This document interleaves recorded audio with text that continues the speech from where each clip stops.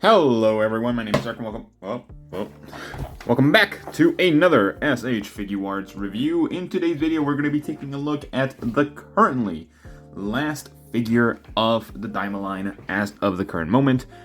Piccolo from Dragon Ball DAIMA, Mini Piccolo. So I am quite excited about this guy, and I also don't have much to say before this. So let's just take him out and see how he looks. Alright, so here we have Mini Piccolo all by his lonesome self. I gotta say, he definitely looks really good. I definitely been holding back on him, or sort of neglecting him. He's been in my room for like almost a month at this point. So I apologize, Piccolo, for not knowing your game. He released all the way back in December. It's been over a month, actually. He's been in my room for over a month, and I just have him in my floor. Oh, man. But I finally was able to get around to reviewing him, so overall, his aesthetic, he looks nice. Definitely the tallest one out of all the minifigures so far. So I definitely do like that. There's nothing much else to say. I think the paint job is pretty good on the arms, and that's pretty much it. The feet as well. So articulation. I heard this guy has the best articulation out of all of them, but there's one thing that I really do not like.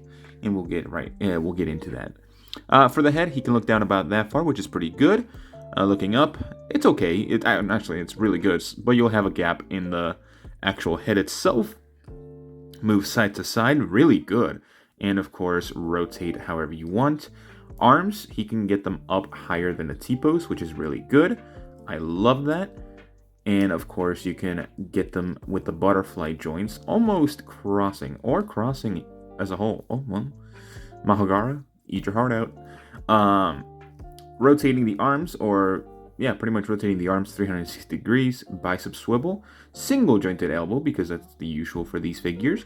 Looks pretty good, about a little bit better than 90 degrees right there, and a range hist that moves back and forth. Very nice. Now, he has no ab crunch whatsoever. What the hell? He has absolutely no ab crunch. He can go a little bit backwards, like that. Well, I'm also moving the legs. So he can move a little bit backwards, which is fine. But also, not much of an ab crunch right there. Okay, we have the splits, which are pretty good splits, actually. For a very tiny figure, very amazing splits. Kicking forward, also really good. Better than 90 degrees, which is great. Single jointed elbow and a foot hinge as well. Kicking backwards, it's actually pretty good too. Like, even going to the side as well. Not too much. Like, there's actually not a lot of side movement there. Well, there is, but when you actually push it backwards. And a thigh swivel too. So it works pretty well. So he does have really good articulation everywhere else but the torso, which kind of is a bummer. So I'm gonna be flying fast with this guy because he's just so tiny. So let's take a look at his accessories real quick. And also the reason why I'm looking at him like this and without his turban and the cape, because that's how he came out of the box. So yeah.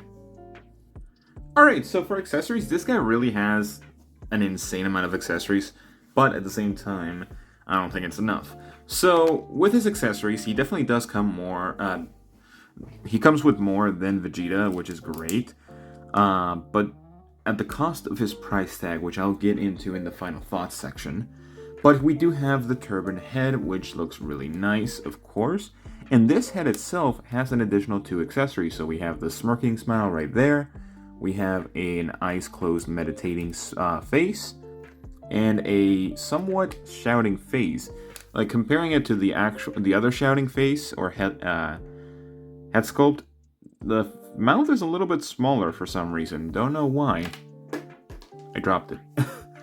But that shouting head sculpt looks really good too. We do have a teeth gritting face sculpt as well, which all of these look really nice. And there doesn't seem to be a seam line, or at least that's completely visible to the human eye, especially from very far away. We have the crossed arm section, which unfortunately does not separate, so a little bit of a bummer, but for this type of figure, I don't think it's going to be that big of an issue. Seems like they got cut very fresh out of the box, out of the actual factory right there. The actual cape, very nicely done. It's just the same as Gohan, so nothing too new that we haven't seen. 2 Ki Blast shooting hands, 2 fighting pose hands, and the Makanko Sapo hands. Wow, this video is very quick. I do have a couple of thoughts, so I'm gonna just extend the video for no reason here. You've been warned. Final thoughts. I like this figure. I don't think it's a bad figure whatsoever, but there's a bit of a controversy, and this is definitely sort of like the what's the term? Like the calm before the storm type of thing. So we had Mini Goku and Mini Vegeta sort of as entry figures, which honestly are not terrible. I think for both of them being $35 it's not bad. I do think Vegeta should be less, at most $30, but 35 is kind of pushing it a little bit, especially for Vegeta. I understand that Tamashii, that's kind of like their base price here in the US, so I'm not gonna fault them for that. It's a very common thing, but I don't think it's a good thing, especially with this figure as well. This figure is pretty expensive in the market. Not the aftermarket, because he hasn't even sold out anywhere, but the market itself. This figure is, I believe, just out of memory, $68. That's very expensive for a minifigure. Now, accounting the price of the figure, I am going to give this figure a 7 out of 10. Now, the other ones were definitely higher in terms of like the actual minifigures, but because of how expensive this figure is and not necessarily sufficient with the accessories, honestly, just a Makanko Seppo would have been great, especially since he already has the effects for it. Would have been awesome. So yeah, that's kind of like the bad thing about this figure, is that he's super expensive, and especially with more figures coming out from the DAIMA line being expensive as well, is kind of a bummer. And also, Goku and Vegeta, the adult forms and the DAIMA versions, are also $35. Why is this guy $68? I could not tell you. Why are other minifigures that are coming out, Goma and Super Saiyan 3 Vegeta, why are they expensive? Premium Bandai bullshit.